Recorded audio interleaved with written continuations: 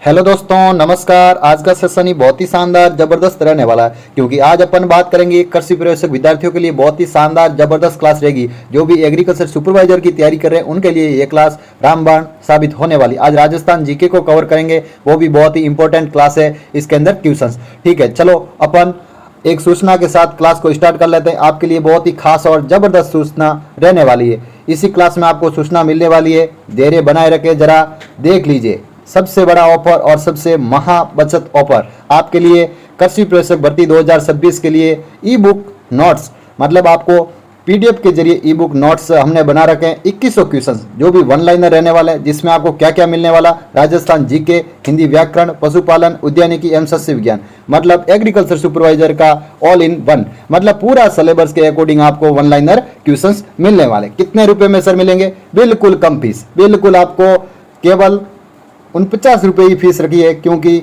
बच्चे कह रहे हैं कि सर कम फीस रखो ताकि हम सब बच्चे ले पाए। चलो आपके लिए केवल 49 रुपये ही फीस रख ली, ताकि आप कोई भी बच्चा है, एक बार इस नंबर पर आपको मैसेज करना है, सर मेरे को कोर्स चाहिए, सर मेरे को ई बुक नोट्स उपलब्ध करवा दो। तो आपको तुरंत ही हमारे टीम के द्वारा व्हाट्सएप नंबर आपका चेक किया जाएगा और उसी पर आपको ई बुक भेज दी जाएगी। उनको आपको क्या करना है, प्रिंट करवाना है और उनको तुरंत 2100 क्वेश्चंस को पूरे कवर कर देना है, पढ़ लेना है, ठीक है। तो ये नंबर देख लेंगे 7742292818, इस पर आपको मैसेज कर लेना। ये आपके लिए हेल्पलाइन नंबर रहेंगे। चलो अब अपन क्लास को स्टार्ट कर लेते हैं।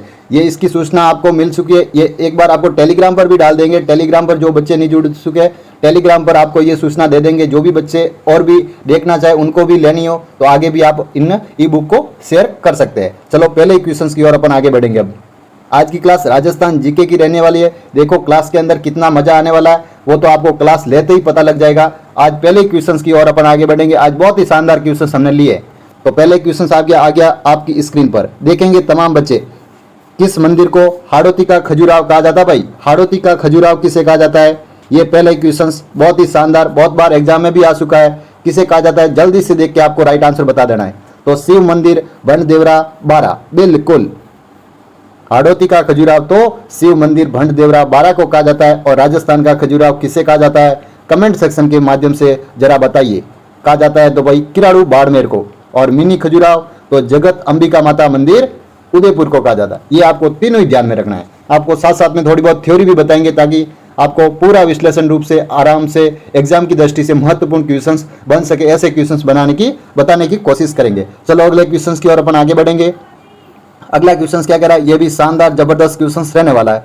सेकंड क्वेश्चन पर आएंगे। सेकंड क्वेश्चन क्या कह रहा है, देख लीजिए तमाम बच्चे कि शिक्षा संत के नाम से प्रसिद्ध स्वामी केशवानंद का जन्म कहाँ पर हुआ था? बताओ जरा। स्वामी केशवानंद जो शिक्षा के संत के रूप में जाना जाता था, उनका जन्म कहाँ पर हुआ था, ये आपको बताना है। ऑप्शन देख लेंगे तमाम बच्चे और फिर राइट आंसर बताएंगे। ऑप्शन हो जाएगा, option number first is the Manguluna गांव, जो नागौर के अंदर पड़ता है, वहां पर स्वामी केशवानंद का जन्म हुआ था। ठीक है, शिक्षा संत के नाम से किन्हें जाना जाता है? स्वामी केशवानंद को जाना जाता है। ये भी क्वेश्चन सीधा सीधा एग्जाम में बन सकता है। और गांव का नाम और ये आपको जन्म के अकॉर्डिंग ध्यान में रख लेना, मंगनूना गांव जो नागौर के अंदर है। चलो अगले क्वेश्चन की ओर अपन आगे बढ़ेंगे। अगला क्वेश्चन क्या कह रहा है? ये भी शानदार क्वेश्चन रहेगा भाई, एग्जाम की दृष्टि से महत्वपूर्ण क्वेश्चन है। 1883 में स्वामी केशवानंद ने स्वामी दयानंद सरस्वती है, जो उदयपुर में एक सामाजिक संस्था के रूप में स्थापना की थी। 1883 के अंदर किसकी स्थापना की थी, ये आपको बताना है। बताओ जरा। जो 1883 में स्वामी दयानंद सरस्वती ने उदयपुर में एक सामाजिक संस्था की स्थापना की, वो किनकी स्थापना की थी? क्या आर्य समाज, ब्रह्म समाज, या परोपकारिणी सभा, या महोदया जो सभा? जल्दी से देख के राइट आंसर बताओ। तो राइट आंसर होने वाला परोपकारिणी सभा, बिल्कुल। Option number 3 is the right answer. Option number 3 is the right answer होने वाला है। जो भी तीसरा ऑप्शन बता रहे वो बच्चे सही है, बाकी गलत हो जाएंगे। कोई नहीं, सीखने को तो मिल गया।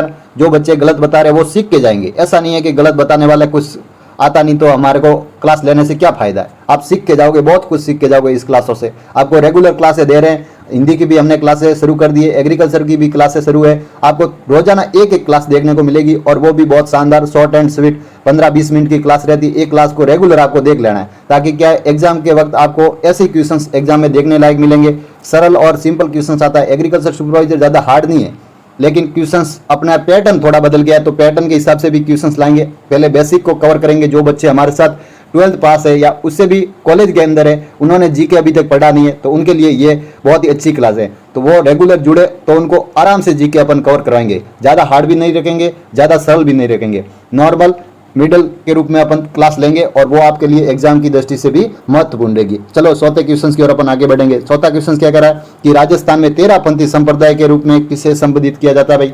तेरहपंथी जो संप्रदाय है वो इनमें से किस धर्म से, आपको धर्म के अकॉर्डिंग बताना। इधर मैंने धर्म दे रखे हैं कि जैन धर्म है, शैव धर्म है, वैष्णव धर्म है या बौद्ध धर्म है, कौन से धर्म से हैं तेरहपंथी संप्रदाय।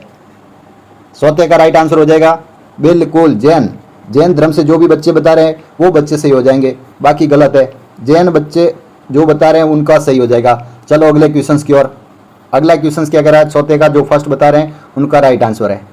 पांचवा क्वेश्चन क्या कह रहा है, यह भी बिल्कुल क्लास संस्कृति से क्वेश्चन आया भाई, शानदार क्वेश्चन है कि चार हाथों वाले लोक देवता किसे कहा जाता है। चार हाथों वाले लोक देवता किसे कहा जाता है, आपको पता ही होगा। सिंपल क्वेश्चन है, खूब बार एग्जाम में पूछा जा चुका है पहले भी। वीर कलाजी महाराज, वीर कलाजी को जो लोक देवता के रूप में जानते हैं, चार हाथों वाले लोक देवता कहा जाता है। बिल्कुल। मल्लीनाथ जी का मंदिर कहाँ है, तिलवाड़ा, बालोतरा, बाड़मेर के अंदर। वैसे तो तिलवाड़ा बालोतरा अब जिला बन दिया गया, तो बालोतरा के अंदर है मल्लीनाथ जी का मंदिर, ये आपको ध्यान में रखना है। इनका भी मेला बढ़ता है चैत्र माह के अंदर, आपको ध्यान में रख लेना। चलो अगले क्वेश्चन की ओर। अगला क्वेश्चन क्या कह रहा है, ये भी शानदार क्वेश्चन रहने वाला है। बताओ, पहले तो आप आंसर बताओ फिर अपन आंसर बताएंगे। पहले आपको कमेंट सेक्शन के माध्यम से आंसर बता देना है। सुवर्णगिरी के नाम से किस दुर्ग को जाना जाता है। इसके अंदर कंफ्यूजिंग वाले दो सवाल रहते हैं, एक तो श्रवणगिरी होती है, एक सुवर्णगिरी है। इधर सुवर्णगिरी लिखा हुआ है, न कि श्रवणगिरी है। श्रवणगिरी को भी आपको ध्यान रखना, दोनों एग्जामिनर अलग अलग पूछता है, लेकिन कंफ्यूजिंग करने के लिए बच्चे कई कबार इन प्रश्नों को अंदर कंफ्यूज होकर गलत बता देते हैं। तो इसके अंदर आपको आज डाउट क्लियर करवा दिया जाएगा। बताओ, पहले तो आप राइट आंसर बताओ। जालोर को कहा जाता है भाई श्रवणगिरी, और श्रवणगिरी है वो जैसलमेर को, क्योंकि सोने की तरह कौन दिखती थी, जैसलमेर का सोनार का किला है वो सोने की तरह आपको देखना है, और श्रवणगिरी है उसको जालोर बताना है। कौन सा जालोर का किला है वो बता देना है। बिल्कुल। गागरोन कहाँ है, गागरोन का किला झालावाड़ के अंदर, आबू सिरोही के अंदर। ठीक है, चलो अगले क्वेश्चन की ओर। अगला क्वेश्चन क्या कर रहा है, ये भी शानदार क्वेश्चन आया भाई, क्लास संस्कृति से क्वेश्चन है भाई कि पर्यटन स्थल चांद बावड़ी के रूप में स्थित है। भाई चांद बावड़ी कहाँ है, बताओ। बावड़ियों से क्वेश्चन है, चांद बावड़ी कहाँ है, बहुत ही फेमस बावड़ी है ये भाई, राजस्थान के अंदर। सातवें का राइट आंसर बताएंगे आबानेरी। बिल्कुल, ये आबानेरी कहाँ पर है, दौसा के अंदर। आबानेरी दौसा के अंदर है, जो चांद बावड़ी के रूप में स्थित है। बिल्कुल, बहुत सारी बावड़ियाँ हैं, वो भी आपको एग्जाम की दृष्टि से महत्वपूर्ण रहती है, पढ़ के जाना है। क्षत्रियों के महलों से संबंधित ऐसे क्वेश्चंस, स्थापत्य कला से क्वेश्चंस बनने की संभावना रहती है, तो स्थापत्य कला को आपको पढ़ के जाना है।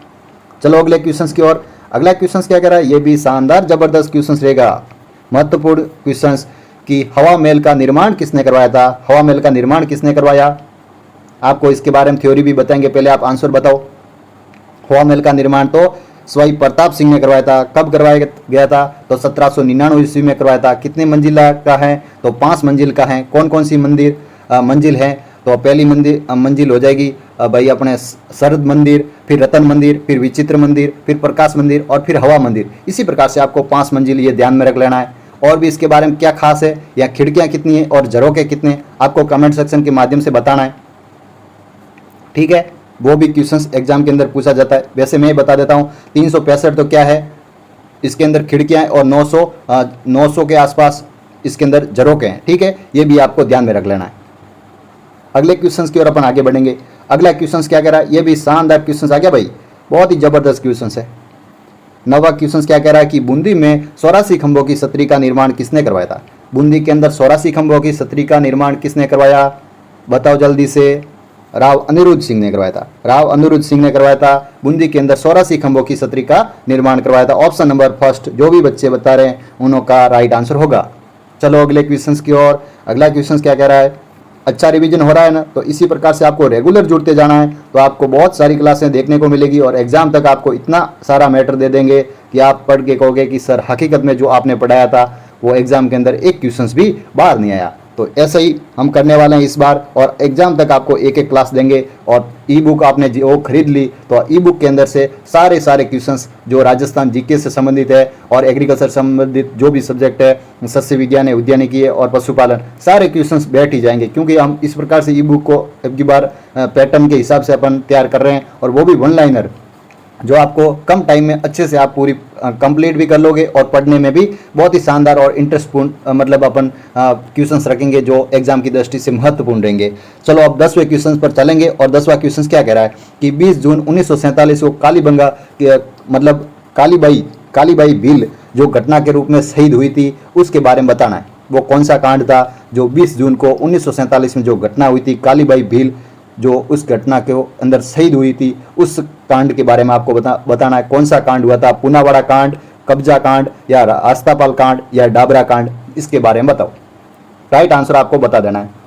10वें का राइट आंसर हो जाएगा रास्तापाल कांड। बिल्कुल, ये रास्तापाल कांड कहाँ पर है, डूंगरपुर के अंदर है, और डूंगरपुर के अंदर कालीबाई भील का जो स्मारक भी बन रखा है, ये भी आपको ध्यान में रखना। क्वेश्चंस करंट के अंदर पूछा जा चुका है कि कालीबाई भील का स्मरण मतलब स्मारक होता है वो कहाँ पर है, तो डूंगरपुर के अंदर है। और इसकी घटना कब हुई थी, तो 20 जून 1947 को हुई थी। कब हुई थी, 20 जून 1947 को रास्तापाल कांड था डूंगरपुर के अंदर। चलो अगले क्वेश्चन की ओर। अगला क्वेश्चन क्या करा है, ये भी शानदार क्वेश्चन रहेगा भाई, महत्वपूर्ण क्वेश्चन एग्जाम की दृष्टि से रहेगा कि शक्कर बाबा पीर के नाम से हजरत हाजिर शक्कर बादशाह की दरगाह कहाँ पर स्थित है। बिल्कुल अच्छा क्वेश्चन है, एग्जाम में ये बन चुका है क्वेश्चन, इंपॉर्टेंट क्वेश्चन रहने वाला है कि शक्कर पीर बाबा की दरगाह के नाम से प्रसिद्ध हजरत हाजिब शक्कर बाबा बादशाह की दरगाह कहाँ पर स्थित है, बताओ जल्दी से। तो नहड़ पीर कहाँ पर है, आपको पता ही होगा, झुंझुनू के अंदर है। तो ये कहाँ पर दरगाह हो जाएगी, झुंझुनू के अंदर है, नहड़ पीर झुंझुनू के अंदर। गलियाकोट डूंगरपुर के अंदर तो बोहरा समाज संप्रदाय के लिए प्रसिद्ध है। चलो अगले क्वेश्चन की ओर। अगला क्वेश्चन क्या कह रहा है, ये भी शानदार क्वेश्चन रहेगा। 12वें क्वेश्चन पर आते हैं। 12वां क्वेश्चन क्या बताया जा रहा है कि किसके शासनकाल में किशनगढ़ चित्रकला शैली का स्वतंत्र रूप रहा, मतलब किशनगढ़ चित्रकला शैली से संबंधित स्वतंत्र रूप रहा था किसके शासनकाल में, जो उस समय बहुत ही प्रसिद्ध हुई और फेमस हुई, उनके बारे में आपको शासक का नाम बताना, राजा का नाम बताना है। 12वें क्वेश्चन का राइट आंसर हो जाएगा राजा सामंत सिंह। बिल्कुल, राजा सामंत सिंह के समय ही किशनगढ़ चित्रकला शैली का स्वतंत्र रूप से ये उनका मतलब प्रचलन हुआ और बहुत ही प्रसिद्धि मिली किशनगढ़ चित्रकला शैली को, जो अजमेर जिले में। ठीक है, ध्यान में रख लेना। चलो अगले क्वेश्चन की ओर। अगला क्वेश्चन क्या करा है, ये भी अच्छा क्वेश्चन है। 13वें क्वेश्चन पर आते हैं। 13वें क्वेश्चन के अंदर पढ़ो पहले तो चांदी के आभूषण में ताराकाशी के लिए राजस्थान में कौन सा स्थान प्रसिद्ध है भाई। चांदी के अंदर आभूषण के लिए ताराकाशी के रूप में कौन सा स्थान प्रसिद्ध है। बिल्कुल अच्छा क्वेश्चन है, अच्छा क्वेश्चन है। 13वें का राइट आंसर क्या होगा, नाथद्वारा। नाथद्वारा के अंदर है भाई, कहाँ पर है, नाथद्वारा। नाथद्वारा कहाँ पर है, राजसमंद में। ठीक है, राजसमंद में। चलो अगले क्वेश्चन की ओर।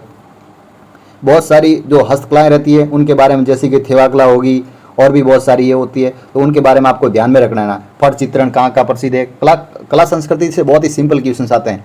8 क्वेश्चन एक आध दो आध होता है, बाकी जितने भी क्वेश्चन होते हैं बिल्कुल सिंपल क्वेश्चन होते हैं, रटने के क्वेश्चन होते हैं। एक बार रट्टा मार लोगे तो एक भी क्वेश्चन कहीं से बाहर जाने वाला नहीं है। तो आपको एक बार जितना है क्लास संस्कृति से अंदर से, तो MCQ रहते हैं या वन लाइनर क्वेश्चन रहते हैं। हमारी ई बुक से आपको जो पढ़ोगे वो उनसे बाहर कोई क्वेश्चन देखने को नहीं मिलेगा, बहुत सारा मैटर आपको दे देंगे। तो आपको रेगुलर जुड़ना है क्लास के अंदर, तो बहुत सारा फायदा करके जाओगे। ठीक है, चलो अगले क्वेश्चन की ओर। 14वां क्वेश्चन क्या कह रहा है कि आदिवासियों का कुंभ के नाम से जो बेणुसर का मेला है वो किस जिले में। आदिवासियों का कुंभ के नाम से जो बेणुसर का मेला किस जिले में है। आदिवासी और भील जनजाति के लिए मेला बहुत ही प्रसिद्ध है, ये आपको बता देते हैं हिंट के रूप में, किस जिले में ये आपको बताना है। 14वें का राइट आंसर क्या हो जाएगा, डूंगरपुर। बिल्कुल, जो भी डूंगरपुर बता रहे, जो सोम माई जाखम त्रिवेणी संगम के रूप में भी जानते हैं, तीनों नदियों का वहाँ क्या है, त्रिवेणी संगम है, जो आदिवासियों का कुंभ है और वहाँ पर बेणुसर का मेला बढ़ता है। और किस जनजाति के लिए बढ़ता है, तो भील और आदिवासी जो ग्रासिया जनजाति वगैरह वो वहाँ पर सामूहिक रूप से अपना इस मेले के अंदर भाग लेते हैं और नृत्य वगैरह करते हैं। इस महाकुंभ के रूप में स्नान भी वहाँ होता है। ठीक है, तो ये आपको ध्यान में रख लेना, डूंगरपुर इसका राइट होगा। चलो अगले क्वेश्चन की ओर अपन आगे बढ़ेंगे। अब 15वें क्वेश्चन पर आते हैं। 15वां क्वेश्चन क्या कर रहा है बताओ, पहले तो आपको राइट आंसर बता देना है। इसके अंदर कूट दे रखे हैं, आपको मिलान करना है। मिलान कर लेंगे, कोई दिक्कत नहीं। इधर त्यौहार दे रखे हैं और इस इधर क्या दे कर रखे हैं, उत्सव। उत्सव मतलब उस समय कौन सा त्यौहार कहाँ पर कब मनाया जाता है, ये आपको ध्यान में रखना है। तो इसका राइट आंसर बताओ 15वें का। बूंदी के अंदर कजली तीज कब मनाई जाती है, तो ये भाद्रपद कृष्ण तृतीया को। बिल्कुल सही बता रहे हैं, बिल्कुल। पहले का तो पहले ही होगा। फाल्गुन पूर्णिमा कब होती है, फाल्गुन पूर्णिमा को अपनी होली आती है। कौन सी आती है, होली आती है। और भाद्रपद माह में कौन सा आता है, परशुन पर्व। तो परशुन पर्व किसके लिए, जैनियों के लिए, मतलब जैन समाज के लोग परशुन पर्व के रूप में मनाते हैं। और चैत्र माह में कौन सा है, तो चैत्र माह में आता है गणगौर। कौन सा त्यौहार आता है, गणगौर। तो इसका पहले का पहला, दूसरे का दूसरा, तीसरे का तीसरा, चौथे का चौथा, मतलब ए बी सी और डी। जो भी बच्चे फर्स्ट ऑप्शन बता रहे हैं वो बच्चे सही बता रहे हैं, बिल्कुल सही बता रहे हैं। पता लग गया ना आपको, बिल्कुल आपको सीधे सीधे मिलाने थे। इसके अंदर कोई माथा फोड़ी नहीं थी, बिल्कुल सिंपल सा क्वेश्चन था, आप आराम से बता सकते थे। और आपको ऐसी नॉर्मल आपको जो तिथियां रहती है, जो बड़े बड़े त्यौहार रहते हैं, वो तो आपको एक बार कम से कम पढ़ लेना है, ताकि छोटे मोटे त्यौहार हो तो आपको मिलान के अंदर दे रखें तो वो आपको आराम से मिला दोगे। क्योंकि आपको अच्छे से इसमें से 2 क्वेश्चन आ रहे हैं और 2 नहीं आ रहे, तो इसका मतलब आप मिलान में आपको अच्छे से आप मिला पाओगे। मतलब 2 क्वेश्चन आ रहे हो तो आपका सही आंसर हो जाता है। चलो अगले क्वेश्चन की ओर अपन आगे बढ़ेंगे। अगला क्वेश्चन क्या कह रहा है, 16 क्वेश्चन पर आते हैं। 16 क्वेश्चन कहाँ गया, चलो ये आ गया, देखो 16 क्वेश्चन क्या बताया जा रहा है। बिल्कुल अच्छा क्वेश्चन है ये। राजस्थान में प्रचलित जो सागड़ी प्रथा, सागड़ी प्रथा किसके लिए प्रसिद्ध है भाई, बताओ जल्दी से। 16 का राइट आंसर बताओ। तो इसका ऑप्शन नंबर जो भी फर्स्ट बता रहे हैं वो बच्चे सही है। बंधुआ मजदूरी प्रणाली है या प्रथा कह सकते हैं, ये रूप से सागड़ी प्रथा के रूप में प्रचलित है। Option number first is the right answer, बिल्कुल अच्छे से। चलो अगले क्वेश्चंस की ओर। अगला क्वेश्चन क्या कह रहा है, बहुत ही बेहतर क्वेश्चन रहेगा, ये भी महत्वपूर्ण क्वेश्चन, अच्छा क्वेश्चन है कि तिमणिया नामक आभूषण शरीर के किस अंग पर पहना जाता है। तिमणिया आभूषण कहाँ पर पहना जाता है, आपको पता ही होगा। तिमणिया आभूषण बिल्कुल गर्दन या गले का है। कहाँ का है, गर्दन या गले में पहना जाता है तिमणिया। हालरो, तिमणिया, थमणियों, ये सब आभूषण होते हैं कहाँ के, गले के, ठीक है, या गर्दन के। ये आपको ध्यान में रख लेना। अगले क्वेश्चन की ओर आगे बढ़ेंगे। अगला क्वेश्चन क्या कह रहा है, ये भी शानदार जबरदस्त क्वेश्चन आ गया भाई कि जोरवा लोकगीत कहाँ का प्रसिद्ध है भाई। जोरवा लोकगीत कहाँ का प्रसिद्ध है, बिल्कुल सर जी, ये तो जैसलमेर का प्रसिद्ध है। कहाँ का प्रसिद्ध है, जैसलमेर का प्रसिद्ध है जोरवा गीत। बिल्कुल ऑप्शन नंबर सेकंड जो बच्चे बता रहे हैं वो सही बता रहे हैं। चलो अगले क्वेश्चन की ओर। अगला क्वेश्चन क्या कह रहा है, ये भी शानदार क्वेश्चन रहेगा बिल्कुल एग्जाम की दृष्टि से कि गौरी देवी राजस्थान के किस गायन शैली से जुड़ी हुई है। गौरी देवी राजस्थान की किस गायन शैली से जुड़ी हुई है, तो ऑप्शन नंबर फर्स्ट जो भी मांड बता रहे हैं, मांड शैली से जुड़ी हुई है गौरी बाई। राजस्थान की अल्लाह जलाई बाई जो प्रसिद्ध गायन के रूप में भी, वो भी कहाँ किस मतलब गायन शैली से हैं, तो वो भी मांड शैली से हैं। और उन्होंने अपने राजस्थान का जो राज्य गीत के रूप में केसरिया बालम पधारो निमारे देश, वो गीत भी मांड के रूप में गायन किया गया है। ये भी आपको ध्यान में रखना है, अच्छा क्वेश्चन बनता है। चलो अगले क्वेश्चन की ओर। अगला क्वेश्चन क्या कह रहा है, ये भी बेहतर क्वेश्चन रहेगा एग्जाम की दृष्टि से।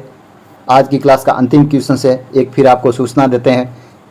फुल्कूबाई के संबंध में कौन सा लोक नृत्य है, फुल्कूबाई के संबंध में कौन सा नृत्य है। 20वें का राइट आंसर क्या होगा, सरी नृत्य। बिल्कुल फुल्कूबाई के संबंधित कौन सा नृत्य भाई, फुल्कूबाई क्या कौन सा नृत्य करती है, तो सरी नृत्य करती है। ऑप्शन नंबर सेकंड जो भी बच्चे बता रहे हैं वो सही बता रहे हैं। प्रसिद्ध नृत्यांगना है जो ये अजमेर के अंदर जो प्रसिद्ध है, अजमेर की भाई, ठीक है, फुल्कूबाई जो सरी नृत्य के लिए प्रसिद्ध है। चलो आज के लिए इतना ही, आज का लास्ट क्वेश्चन था।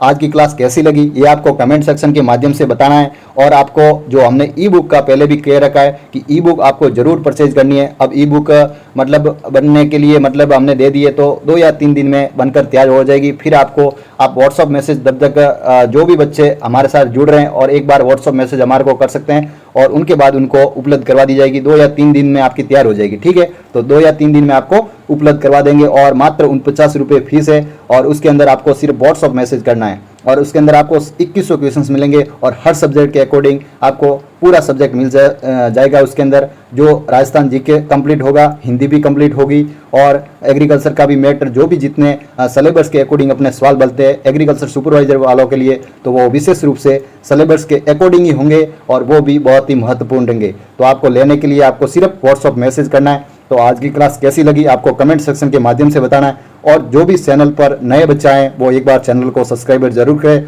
और अपने साथियों को भी जरूर बताएं। आज के लिए इतना ही। सभी प्यारे बच्चों को आज के लिए धन्यवाद।